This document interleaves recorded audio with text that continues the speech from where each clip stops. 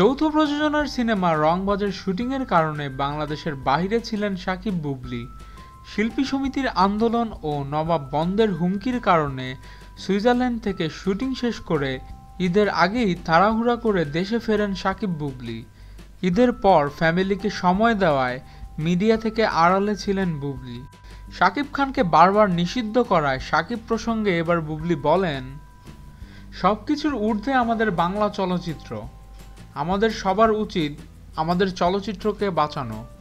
কারো সঙ্গে দ্বন্দ্বে জড়িয়ে কিছু করা উচিত নয়, সেটা শাকিব খানই হোক না কেন। যেভাবেই হোক একসঙ্গে সবাই মিলে কাজ করা উচিত। এখানে কাউকে বাদ দিয়ে কিছু করা উচিত নয়। বুবলি আরও বলেন, দেশের শিল্পীরা যদি বাইরে গিয়ে কাজ করেন সেটা আমাদের জন্য গর্বের। আমাদের শিল্পীরা দেশের বাইরে যারা কাজ করছেন তারা দেশকেই রিপ্রেজেন্ট করছেন, সুতরাং তাদের উৎসাহ দেওয়া উচিত বলে আমি মনে করি।